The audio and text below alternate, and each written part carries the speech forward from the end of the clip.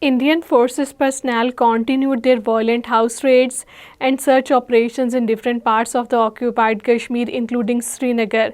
The Indian forces personnel forcibly entered residential homes during violent cordon and search operations across various areas of the Kashmir Valley, acting under draconian the Unlawful Activities Prevention Act. The troops harassed and tortured the inmates, including the women and the children, while arresting the innocent youth without justification.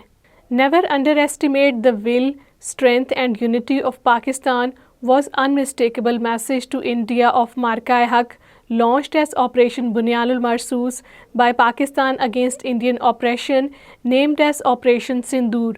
Executed on 10th May 2025, this historic operation marks Pakistan's greatest military trump over India, dismantling the illusion of the Indian military supremacy.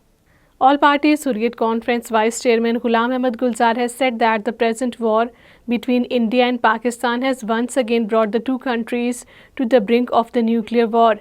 APHC Vice Chairman Ghulam Ahmad Gulzar, in a statement in Srinagar, while terming the ceasefire between the two countries, India and Pakistan, a welcome step, warned that India's jingoism will have a catastrophic consequences for the millions of the human beings living in the region.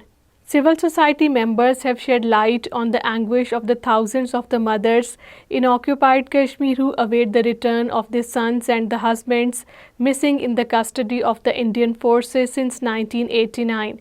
The civil society members, in a meeting in Srinagar on the occasion of International Day of the Families, which is observed today, and the International Mother's Day, which is being celebrated on the second Sunday of the May, emphasized the ordeal faced by the thousands of the detained in the various jails, yearning for the safe return of their sons.